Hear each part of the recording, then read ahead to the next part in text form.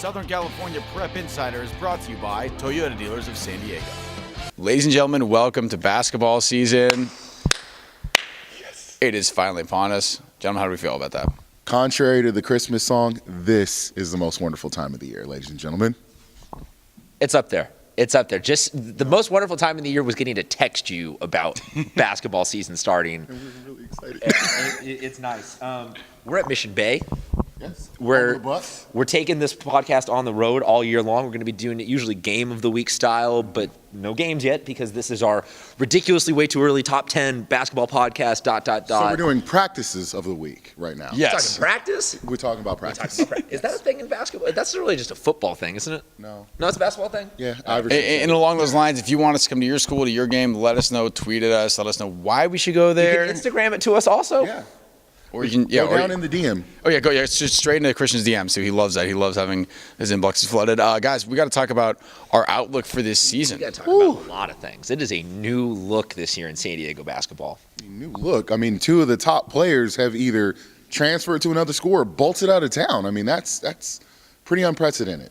All right, Aaron, I will give you the first crack at it. What is your preseason? I know you already had a preseason top 10. You had to amend already.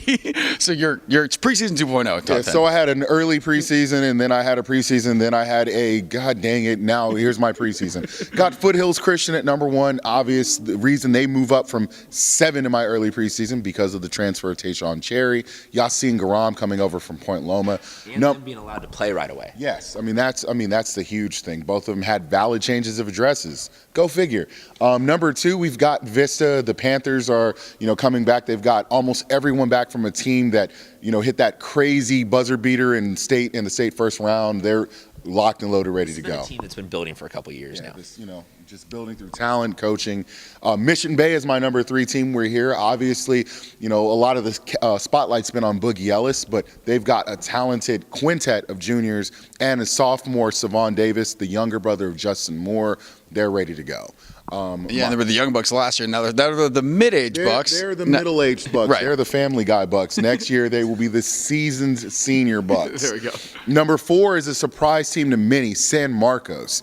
Last year, they were just okay. They made the Division I playoffs. They come back a year older, 5 inches taller across the board. It seems like everyone on the team has grown, and now they've got probably the best freshman in the class, Chris Howell, a 6'5" point guard, really kind of, fixing the point guard issues that they had last year. He's growing every time. We need some of that San Marcos water to shoot us up a couple more inches.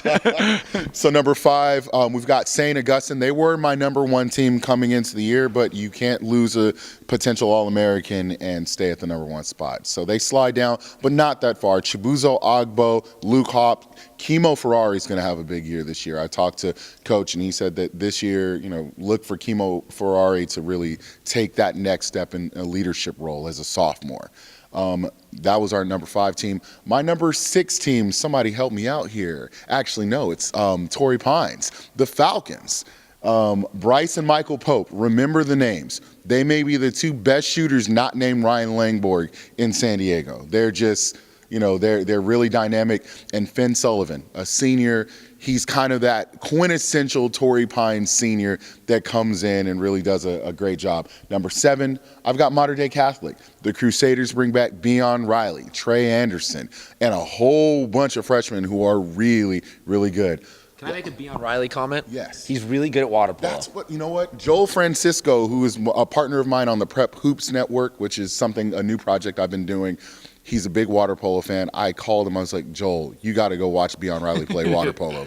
He was like, who's Beon Riley? I was like, the freshman in Mater Dei. He's like, oh, he plays water polo? Yes, he does. Great player at water polo.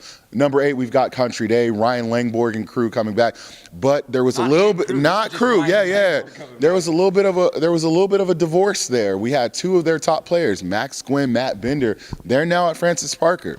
But you still got Jason Taylor, Raymond Liu, Alex Cho, Ben Doherty. There's a good supporting cast there. So they're my number 8 team. Jason Taylor just keeps growing, I feel like. He's like 6'11" and growing. It's crazy.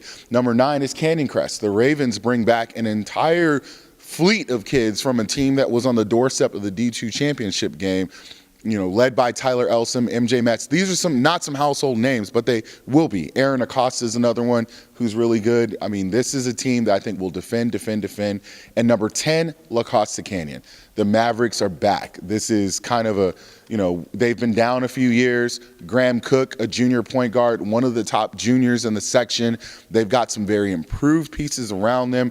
Watch out for Charles Williams, a 6'5" transfer from Sage Creek, who moved during the year, so he's eligible immediately. He's going to be a big impact player for them early on, and that's my top 10. All right, Christian, will you enlighten us with yours and the SDPI top 10? SDSC, SS something Prep Insider top 10. Foothills Christian, yes. number 1. Yes. Shocker. You just got to put that as the de facto number 1 until something happens there. That's the same kind of across the board with any sport. When you have that much talent, you just can't go against it in an academic sense. Sure. Number 2, Mission Bay. Mm-hmm. It's not just skill, it's size now. Yeah. They have the size to back up the skill. Mm-hmm. We've seen it last year where they were already competing in big shootout games. This year it's going to be, we now have the ability to stop 10 or 15 more points from being scored on us, and our offense will just keep getting better. Number 3, Vista. 1 through 3 are all very close, very interchangeable, and they're all very different league schedules. They're all very different roads to get to number 1 ultimately. So I like the difference between watching Torres Samuels and the Vista just run this really athletic, high-scoring Foothills with Tayshawn.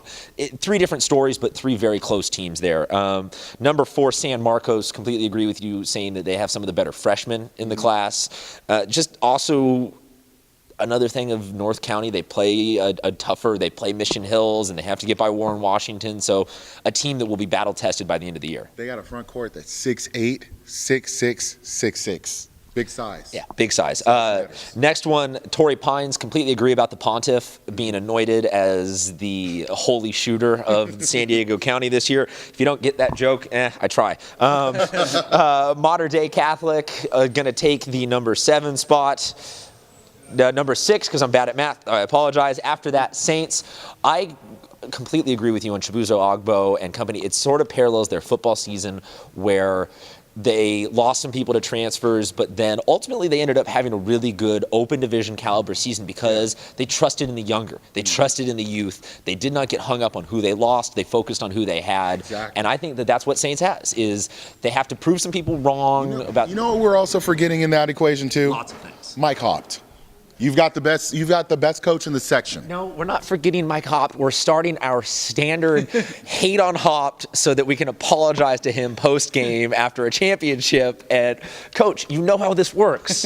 We provide the blackboard material so that we can make public apology. Aaron doesn't publicly apologize. Off-the-record apology, doesn't attend the finals so he can avoid apologizing, willing to do whatever it is to get back in your good graces. I will not forget that. Next, I have La Jolla Country Day. Personally, Ryan Langborg to me is just the easiest bandwagon to get on. Mm-hmm. Tommy Morris is the most significant JV La Jolla Country Day basketball player in history. Be better in the history of 4 years JV All-Star standout. So biased there, but in general, when you've got a shooter like that, you can't count teams out, especially when you've got a little bit of size to work down low in the post. Next, Canyon Crest Academy. Want to just say kind of across the board, Canyon Crest has entered into the no longer small school on the fringe realm. Mm-hmm. They are now just an athletic powerhouse in a lot of sports, and willing to say that basketball will be no different than that. Then finally, number 10, we're going to go with Christian. I like that. I like Nashom Carter. Yeah. As you put him, he's the best player that nobody knows about. Combined with exactly, that's why I said, as you put that. I attributed my source there. That's not plagiarism. He's all good. And then Davian Faber coming over there, he is a championship coach, and he knows how to work with less than what you would expect to be able to succeed with. They got a lot. Now they've got a lot. A lot of transfers. And so kind of just let's segue with that word transfers. Mm-hmm. Yeah, I was going to say, actually, well, we're going to talk about some things we're looking forward to this season. One thing I was going to say, the teams that are losing the kids to transfers, I want to see how they bounce back.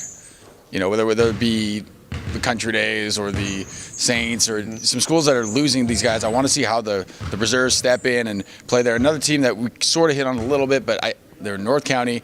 They're going to be a problem for some teams. They're going to ruin some team seasons. It's going to be Mission Hills. Warren Washington, tough to defend. And Olave, I don't know what his situation is going to be with football. If whatever team he ends up playing on lets him play basketball, because sometimes that's a problem. I'm pretty sure he'll be allowed to play, and he's going to be, they might make a state run in football, so he might miss a month or two. But when he gets on that that'll court, happen to Helix with Carson Baker, and that'll happen with a couple of teams because it always happens with. And that's what I said too. The other great hoopers, Helix, they've got Isaiah Wooden, and they've got Carson Baker, who are going to be stuck. Isaiah Wooden. I know that we've seen him for basketball. Have you seen any of his football stuff this year? I have not. Oh, he's like literally the best punt returner in the country. Like literally, statistically speaking, is one of the top punt returners in the country. I love it. Dude is God. Well, he's a freak athlete. What do you expect? I mean, come on. Yeah, Isaiah, if you want to pick up a spring sport, go ahead. We would also like to see that.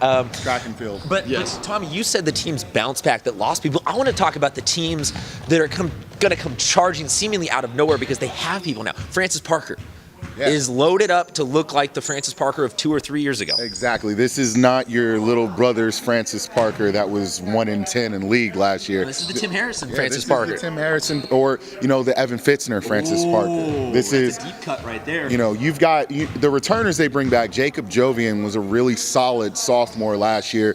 They had 5'6" Miles Williams, playing the point, averaging 10 points a game as a freshman. He's shorter than both of you guys, so that's pretty impressive. But now you add 6'8", 6'9" Matt Bender, 6'5" sharpshooter Max Gwynn under the tutelage of Jim Thome. That's a bounce back recipe that everybody should follow. Hit me with a couple other teams that you think might come out and surprise some people with new additions they have. I would say Sage Creek is one. Can you surprise though if you were in the championship game? I think you can. I mean, because I think that a lot of people see Division III and below as kind of the doldrums in San Diego, but now they're in D2. I already got an SAT word, and we're one podcast in. I don't know the definition. Just throwing it out there. Well, so you bring Dakari Allen from Point Loma High, moves up to North County. He's at Sage Creek, and his best friend Jalen Nelson, the starting point guard as a freshman. That's one of the better, more underrated backcourts you're going to see in San Diego. Another team that I think just shoots seemingly out of nowhere is Christian. Christian last year, they were a fringe Division II team. They were okay. They bring back, obviously, Nisham Carter, Jackson Larson, but then you throw in Christian West, a 6'5" pogo stick from Mira Mesa. You throw in Lawrence Gray and the other Christian guard. Give me Jordan Gaines. Both the number 1 and number 2 leading scorers from Christian last year. That's a recipe for a huge year. I see them as one of the favorites in the Division II playoffs this year, along with Morse. And, Morse I want to talk about, too, because they've got some very underrated transfers. Rashid Edwards, who was at University City last year, he played JV. He was in my cream of the county during the fall. Really good player. And then Xavier Otis, who was one of the top freshmen last year at Lutheran in Chula Vista. He quietly moves over to Morse. And you add them with the returners that they have back. They're one of my teams that I think is going to be a surprise. I have them in my top 15 to start the year. So those are some of the teams I'd say that would really benefit from new faces and maybe weren't on our radar last year, but they definitely are now. I want to hit on 3 teams real quick. El Camino. Yeah. It's time to see just how good Jalen is. It's time to see if he can be the featured piece that he's been eluded at being for the last couple of years. You know what hurts that situation, though? Logan Cremonesi, that may be one of the more, I don't want to say it's a head scratcher, but Logan Cremonesi started as a freshman, was really promising. He transfers to Mater Dei, not Catholic, but Mater Dei in Santa Ana. And they're loaded over there, so it'll be interesting to see how much playing time he gets there. But that one really hurt. But it puts even more of the weight on Jalen Flanagan's shoulders. I'm a big believer in Flanagan, though. I think he gets it done. Next question at Montgomery. They are a team that maybe as a school people just don't really credit with any athletic success, but Timmy Crawford and company, it could be really interesting. Poway is always that team that is perennially good, but are they great?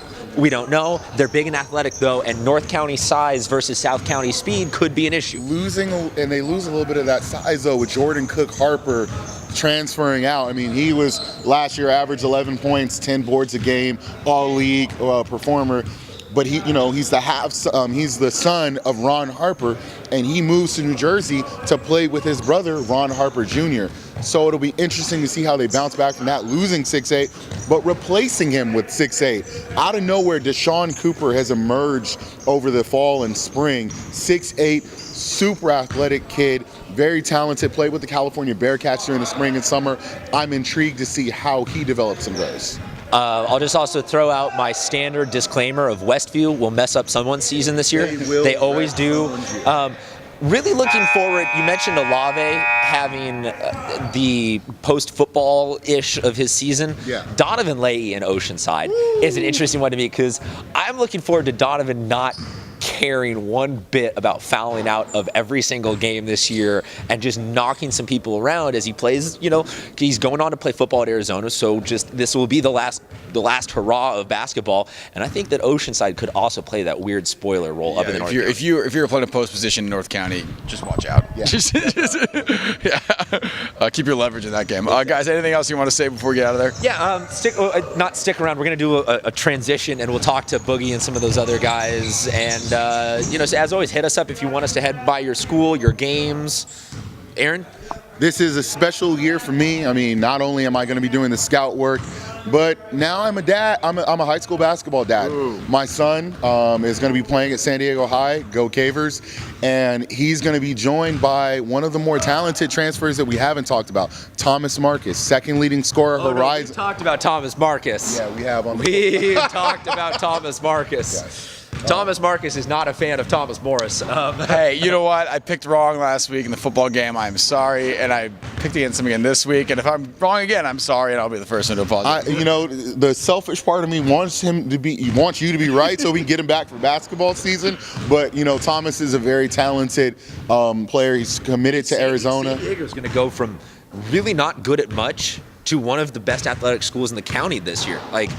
They're going to win at baseball, they're going to win at soccer, they're going to win at football, and maybe back. It's good to see a classical powerhouse back on its feet. I know for my son's sake, we're happy about that too.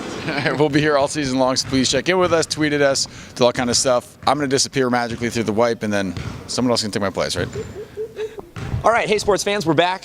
We are now joined by the number 2 or 3 team in the county, depending on whose rankings you're talking to, or we ranked them higher because we like them better and we want them to like us better than Aaron, yada yada yada. So this is the Mission Bay. We're not calling them the Young Bucks anymore. They're now the Buck Bucks. They're just the Buck Bucks. They're the somewhat middle-aged adult Bucks. You guys want to go down the line and introduce yourselves to San Diego? Andre Scott. Boogie Ellis. Coach Marshawn Cherry. Ronnie Lighting.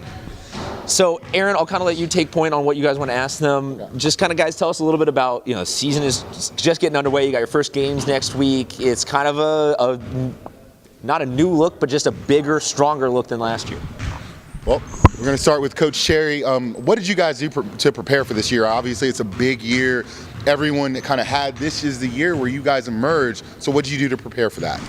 The guys have been working really hard in the classroom and also on the court. We've been in the weight room, on the track, conditioning, getting them bigger, faster, stronger. Last year, like you said, we were the Young Bucks. This year, we're dropping that and we're just the Bucks, like you said, or the Bucks or whatever you want to call it. But the guys have been working to drop that label because last year we felt that people didn't respect us. This year we feel like we've earned that respect and we want to go out and prove it. What did you guys take away from the last time you were on this court? Very controversial ending to that Lincoln game, that quarterfinal matchup. What did you take away from that?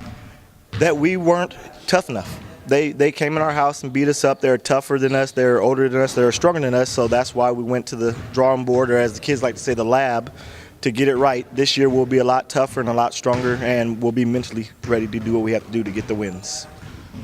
Boogie, you've obviously been kind of the center of attention. A lot of recruiting interest coming into the year, which also is going to mean a lot of interest and a lot of attention from other teams. What are you doing to prepare yourself, not only physically but mentally, for the challenges that are going to face you this year? I'm prepared. I got to get my teammates involved early in the game, so that it's easier on me. Yeah. You're a man of a few words over there. What are your expectations for the season? We want to win CIF. We want to prove that we're the best team in San Diego, and we're top 10 in the state. So just kind of walk us through with what you've seen of the team, because you've seen a lot more than we have, what's the matchup this year? What's the sweet spot for you guys where you think you'll really be dominating games? Our guards. Basically, that's it. Pretty simple. I like this, Coach. You have done media sensitivity training that no other team has ever done before. I know that you guys play a lot of early season tournaments. You play a lot of games in general, but is there one or two games that you already kind of have circled on the schedule? You're like, that's a moment where I think people realize that we're really going to bust out, that we're really going to stand out and like make a statement. January 20th. Who are you playing then? Foothills Christian. Showcase. Yeah, pretty. Yes. You're going to nod. Okay, perfect. We have a showcase we're doing here, which is the Battle at the Bay. We have Foothills Christian in the finale, and we thought it'd be a good finale. It's gotten a lot better with the situation with Tayshawn Cherry transferring, so that's not that there's any drama there or no, anything. No. We're looking forward to it. And then, Saints has beat us 6 years in a row. We have not beat them one time in 6 years, so we're looking forward to playing Saints too. So, is it going to be high-scoring basketball? Is it going to be low-scoring basketball? What can fans expect this year from Mission Bay? High scoring. Perfect. Yeah, high scoring. Of course. You just want to say high, you can say scoring. Andre, Ronnie, you guys obviously are really important pieces. Let's talk a little bit about your expectations, your personal expectations for this year. Both of you guys, what do you expect from yourselves? And looking forward, I know it's hard to look ahead of where you guys are at, but from a college perspective, what are you guys looking for in a school, in terms of recruitment? So, Andre? Slashing, getting people open, and just balling out. That's it. And in terms of college interest, what are you hoping to achieve this year? Hopefully, I get at least a D2 offer, or yeah. Just something. Yeah, just something at least. And Ronnie, I saw you a lot during the summer with the San Diego All-Stars. You had some really big games. Consistency was always going to be the question about you. Are you ready to take that next step and be that consistent presence that they need in the middle? Yes, I am. I'm just going to be crashing boards and stuff like that. I've been working on that. I got 7 words out of him. There you go. My life is complete. Yes. We'll end on that note. We'll say, come check out the Battle of the Bay. You guys are next Monday, first game? Monday we play against La Sierra, correct? La Sierra. In the battle zone up in Corona. Great tournament. Looking forward to the competition. Don't you guys play Santa Clarita Christian? Santa Clarita Christian, thank you. And Santa Clarita Christian, that's going to be a really interesting matchup. They play a lot. They basically play Foothills Christian, North Los Angeles County. The Starr brothers, the Lowry brothers, transferred from Foothills Christian to Santa Clarita Christian. So it'll be a big old happy family reunion. And San Diego's going to dominate because, Yeah, and like I said, good people. Looking forward to playing them. It's going to be fun. We'll end on that note, guys. Best of luck this season. We'll be watching with a lot of anticipation as you represent San Diego early on and go chasing for that league title. Thank you very much, and we will see you next week from a different school. Thank you, guys.